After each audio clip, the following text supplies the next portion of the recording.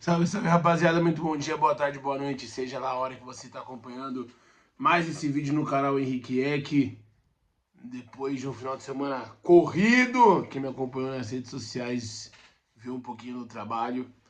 Antes de falar aqui do tema do vídeo que você está vendo no título e na thumb aí, que é o Corinthians, quero agradecer aí todo mundo que acompanhou, seja um pouquinho das minhas transmissões, seja lá pelo Boteco do Chula, no jogo amistoso aí, amigos de Luiz do Chulapa com o amigo Vidney, seja a galera que acompanhou na TV Esporte Clube Santo André os jogos da categoria de base do masculino, do feminino e do Ramalhão. Também trabalhei no Tic Tac Sports, no clássico entre Palmeiras e Santos no último sábado, e acabo de retornar aqui da transmissão de Corinthians e Mirassol e Corinthians pela Rádio Coringão. Então, final de semana de muita transmissão, já estou até sem voz, muito trabalho, e a gente ainda querendo realizar muitos sonhos, e um é esse canal bombar. Então eu já peço o seu like, sua inscrição, o hype, se puder ajudar também aqui o parceiro a hypar esse vídeo, mas principalmente você se inscrever aqui no nosso canal, que também é sempre muito importante. Dito isso, vamos à análise de mais uma derrota do Corinthians. Mais uma não, né? Fazia tempo que o Corinthians não perdia após 7 jogos com o Fernando Diniz. O Corinthians sofre gols e perde um jogo com o seu novo treinador. De novo eu vou dividir esse programa, esse episódio, esse vídeo em alguns tópicos. Primeiro é falar do Corinthians. No Mirassol não tenho muito para falar, tá? Isso é uma coisa bem rápida, eu vou começar com o Mirassol. E mais uma vez, a arbitragem, como sempre, é um tema relevante no futebol brasileiro. Mirassol muito simples. A análise. Um time que não tem nem sombra do que foi no passado. Um time que nesse jogo contra o Corinthians conseguiu ter um vislumbre do que foi na última temporada e fez do Campos Maia uma arma poderosa, e um time muito efetivo. Quando chegou, finalizou e fez seus gols, né? Defensivamente bem sólido, mesmo hoje com o desfalque do Reinaldo, e deixo aqui toda a minha solidariedade ao lateral que acabou perdendo a sua mãe, acabou nem indo para o banco de reservas. O time teve uma postura muito boa contra um Corinthians um tanto quanto fragilizado, mas fez valer. Há muitos times que, em teoria, né, bem em teoria, bem entre aspas mesmo, são mais fracos, que não tem a postura que o Mirassol teve no jogo de ontem, né, que esse vídeo tem no meio-dia, que eu tô gravando ainda nesse sabadão, que amanhã vai ser corrida, né, hoje, pra você, na segunda-feira, minha manhã foi corrida, então a gente se perde nessa linha do tempo, mas então ontem o Mirassol teve essa boa postura. Falando de Corinthians por aqui e do seu técnico Fernando Diniz. Então são 4 tópicos que eu vou dividir esse do Corinthians com o seu time e com o seu elenco. E eu vou começar com o seu time e com o seu treinador. E eu vou começar pelo treinador. Primeiro jogo que o Fernando Diniz sofre gols. Primeiro jogo que o Fernando Diniz perde um jogo. Muito se reclamava com o Dorival da sua postura em derrotas do Corinthians. O Diniz pegou uma fase boa, estreou vencendo na Libertadores, teve um baita de clássico contra o Palmeiras com 2 a menos, mas se entregando. O time começando a ter constância, começando a ter a cara dele, e fase muito boa, sem sofrer gols, toda aquela loucura. Hoje, claramente, um time todo diferente por conta do pessoal que estava suspenso. Foi o caso do Mateuzinho, e ele tentou o Ranieri mais uma vez de lateral. E vai aqui o meu aviso, a galera emocionada de um jogo. Era o Ranieri o novo Cafu? Alguém vai postar isso, postou isso nessa madrugada? Vai encher o saco na DM falando do grande jogador que é o Ranieri? Mas é outra coisa. Então ele foi com o Ranieri de lateral, ele tirou o Gustavo Henrique para colocar o André Ramalho, Gabriel Paulista e Bidu são titulares, um meio campo de Alan, Matheus Pereira, e aí do meio para frente, de fato, que o Corinthians tem de melhor hoje com Garro, Bidon, Lingard e Yuri Alberto. Também com alguns desfalques no banco, o Carrilho não foi, o Vitinho não foi relacionado. Bom, inúmeros jogadores aí, o Corinthians também com poucas opções no seu banco. E eu não gostei da postura que o Diniz teve. Ok, um primeiro tempo que a gente daqui a pouco fala de arbitragem, mas um primeiro tempo que o Corinthians não produziu absolutamente nada, né? Fez muita falta o André, fez muita falta o próprio Ranieri na sua função e o Mateuzinho, que, bem ou mal bem, é um desafogo gigantesco do Corinthians pelo lado direito e não teve isso, porque o Ranieri, o novo Cafu, não sei o que aconteceu com ele, não passou do meio campo no jogo do último domingo. E com isso, um primeiro tempo que o Corinthians não produz nada, você vai chegar e vai olhar, pô, tô 2-0 no placar. O Diniz vai mexer no time, o Diniz vai chegar no vestiário e vai ser aquele louco de, mano, quebrar tudo e ir pra cima, porque o torcedor corintiano, ele tem essa questão também, né? E o mesmo jogo que valeu na quarta-feira, que é uma Libertadores, ele vale pra domingo. Ele vale a mesma coisa pro torcedor. Você vai falar, é Campeonato Brasileiro, tá no começo ainda. Ô, calma, é a mesma partida. O grande ponto não é o Corinthians perder pro Mirassol. O grande ponto é o Corinthians não se entregar, não jogar bola. Poderia perder, e a gente vai falar de arbitragem daqui a pouco. Poderia perder, mas compete, seja competitivo. E eu esperava isso do Diniz, na sua postura. E isso decepcionou na sua primeira derrota. Não estou aqui caçando as bruxas, né? Não é porque o cara ganhou 7 jogos e perde um que já tem que ser mandado embora, pelo amor de Deus. Mas eu esperava mais. Na fase boa, estava indo como a torcida imaginava, e na fase ruim não fez como a torcida imaginava. Né? Então, foi um ponto porque ele volta com o mesmo time, vendo que estava tudo errado. Ele mantém a estrutura tática do começo ao fim e demora muito para mexer. Ele vai mexer com quase 17, quase 20 minutos do primeiro tempo, tirando o Lingard, que era o mais lúcido do ataque do Corinthians, para colocar o Caio César. Tirou posição por posição, poderia ter tirado um volante e ter aberto mais o time em busca do empate. Ele depois vai me tirar o Garba para o Labiá, que é meia por meia. Ele tirou o Yuri Alberto para o Pedro Raul, que é posição por posição, mas cai a qualidade técnica. E ele mexe um pouco, mas quase nada, na estrutura do time, com a entrada do Dieguinho no lugar do Matheus Pereira, que foi muito mal. Prova porque é de reserva desse time. Que o Dieguinho é um pouquinho mais ofensivo e até num chute despretensioso de fora da área acabou fazendo o gol do Corinthians, o único gol do Timão na partida. Então, em relação ao Diniz, foi isso que pegou bastante para mim. Agora sim, falando um pouquinho do elenco do Corinthians, que tem as suas limitações. É óbvio, o Corinthians precisa, assim que voltar o mercado da bola, né, abrir a janela de transferências e ir no mercado. Gente, já falei isso aqui em alguns vídeos e vou voltar a ressaltar. O Alan me faz ter saudade do Maicon no Corinthians. O Alan me faz ter saudade de Ângelo Zaraus no Corinthians. O Alan me faz ter saudade, olha, de diversos volantes, Júnior Urso, que passaram no Corinthians e não produziram nada. Eu escutei, eu não lembro qual foi o amigo que falou em alguma rádio, em alguma transmissão, não comigo, tá? Em outras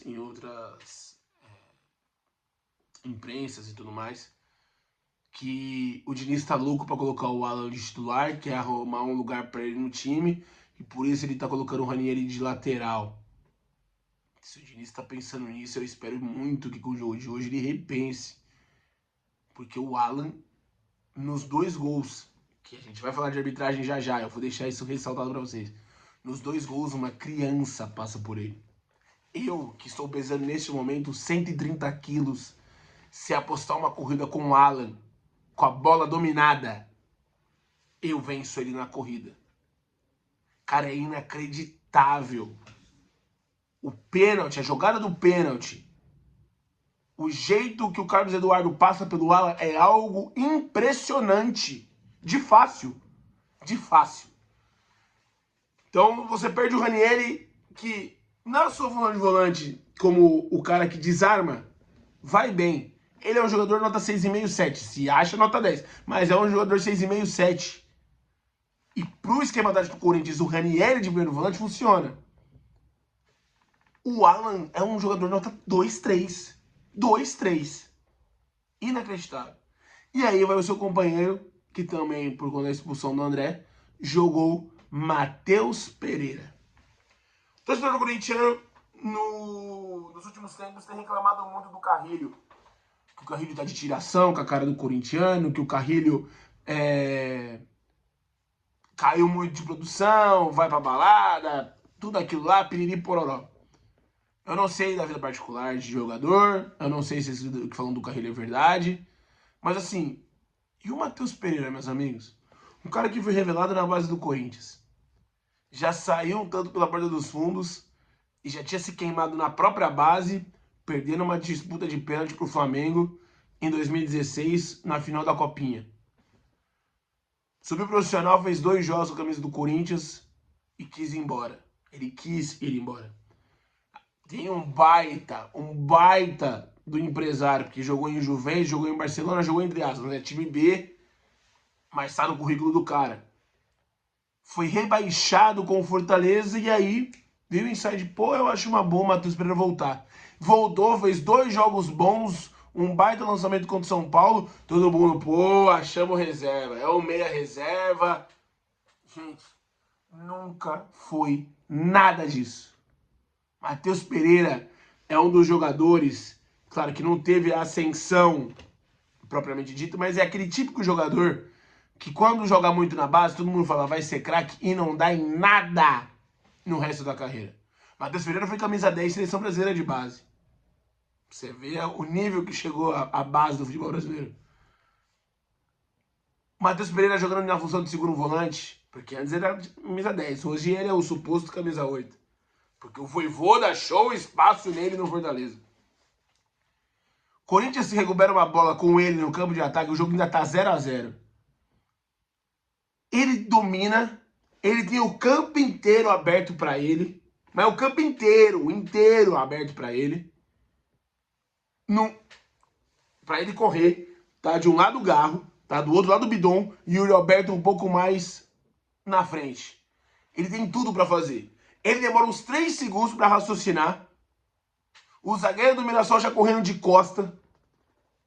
Ele dá 2 passos para frente, se abre ainda mais com o Yuri Alberto, fazendo a linha de pendimento bonitinha. Ele me dá um passe no Bidon, que não seria uma má opção. Seria certo o passe. Ele jogou quase na bandeirinha de escanteio. Cara, é complicado. Então o Corinthians falta muita peça de reposição. É inegável isso. E quem entra não dá conta do recado, infelizmente. O Corinthians vai jogar para sempre nesse seu padrão tático. Pode vir o treinador que vier, né? Como já veio aí o Diniz e vai e deve. Estou falando que tem que mandar embora novamente. E deve ficar por um bom tempo com esse mesmo padrão, porque o Corinthians não tem maneira de mudar a partida. Não tem jeito de mudar a partida. Então é necessário. E aí se volta a mais um debate em que o torcedor corintiano se pega desde a época do Ramon Dias, que o elenco escolhe o jogo que quer jogar. Se provou mais uma vez que o elenco escolheu o jogo que queria jogar. Desses 7 jogos que o Corinthians fez, vamos pegar aí. Jogo de estreia do Diniz, tinha que mostrar serviço e era Libertadores, venceu. Um clássico contra o Palmeiras, depois de uma semana em que teve muita questão com a torcida organizada, indo lá conversar com os jogadores, precisavam demonstrar, 2 jogadores a menos, jogaram muita bola, empatou 0-0. Depois o Corinthians vai pegar o Santa Fé em casa, novamente na Arena, faz um bom jogo, vence. Mais um jogo importante, jogo de Copa. Aí o Corinthians vai pegar o Vitória, no sábado à tarde, faz um jogo aquém, mas todo mundo falou, pô, os caras estão cansados, 3 jogos seguidos, jogando bem, pô, foi 0-0, não perdeu, o Corinthians não deu um chute no gol naquele dia. Mas você muda o olhar, né? Você tá falando, não, pô, início de trabalho, o cara pô, colocou todo mundo pra correr os 3 primeiros jogos, deu uma segurada. Mas já dá se mostrar que não quiseram jogar contra o Vitória. Depois veio o jogo com o Barra, time reserva, mesmo assim vence, mas era um time completamente diferente. Quinto jogo.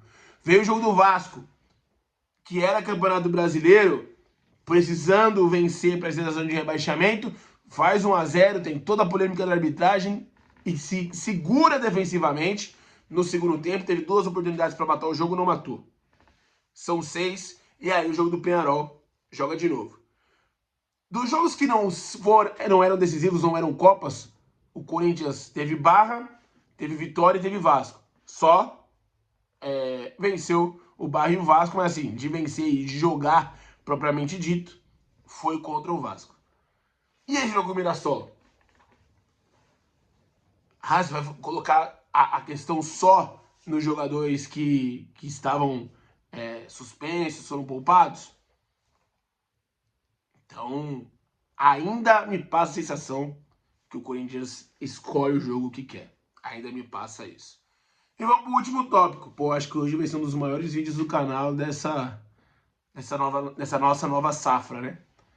Falar um pouquinho de arbitragem por aqui. Estava nessa discussão até agora há pouco no grupo da Rádio Coringão. Meus amigos, claro que o Corinthians não jogou bola. É claro e evidente. Mas mesmo o Corinthians não jogando bola, o Corinthians não perderia esse jogo pro Mirassol. Porque o Mirassol também não produziu quase nada. O Mirassol deu 2 chutes no gol no jogo. E foi 2-1. O lance... Antes do lance do pênalti, ok? Antes do lance do pênalti. Camisa 95 da equipe do Mirassol se chama Edson. Começo do jogo, acho que um pouco ali perto dos 15 minutos. Ele dá uma entrada por trás do Matheus Pereira. Que eu vou te falar, não é que é parecida não. Ela é idêntica à entrada que o André deu no jogador do Vasco, no Thiago Mendes, no último fim de semana, no domingo passado já, né? Idêntica. Um lance morto, campo de defesa do time adversário, o cara vem por trás e faz a falta. O Canansan, árbitro da partida, expulsa.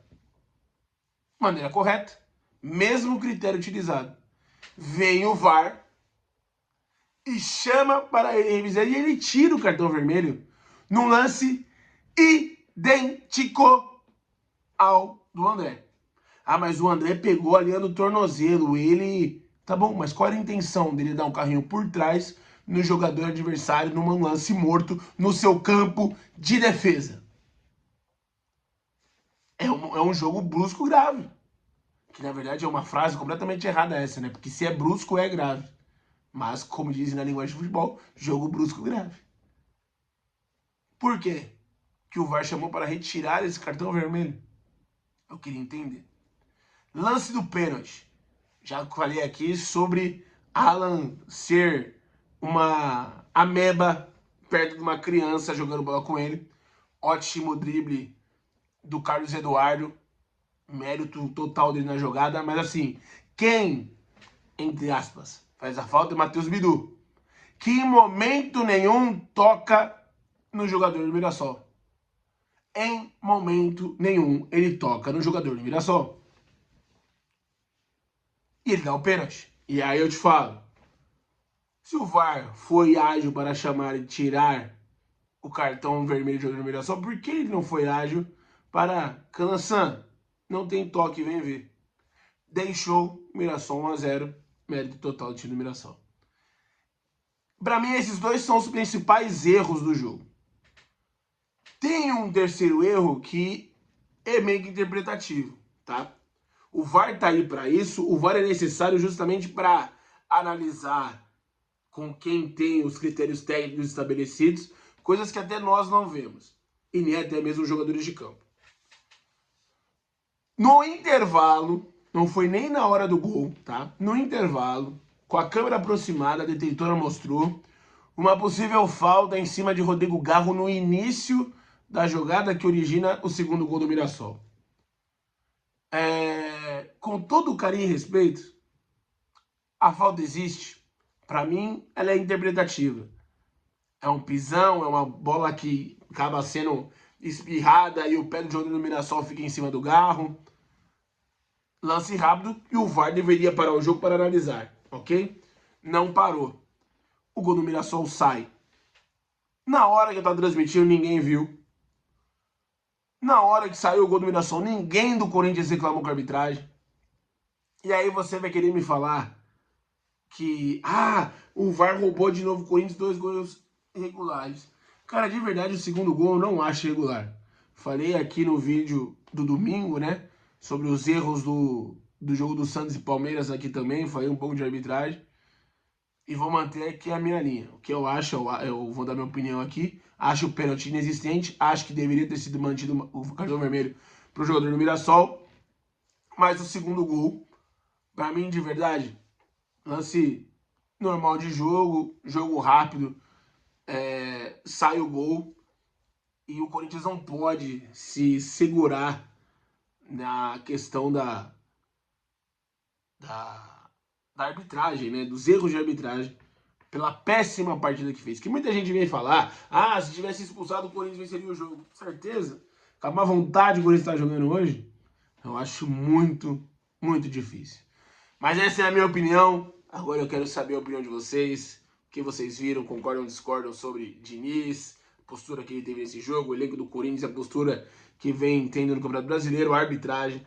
Você comenta aqui no canal Henrique Eck comigo. Nessa nova safra vai dar bom, até a Copa a gente vai fazer todo dia. Hoje eu nem falei de promessa, hein? Hoje eu só agradeci a vocês e a esse final de semana de muito futebol, que graças a Deus eu trabalhei. Forte abraço a todos, volto amanhã com coisinhas de Copa do Mundo, opiniões polêmicas de Copa do Mundo. Conto com vocês. Forte abraço a todos, fiquem com Deus. Tchau.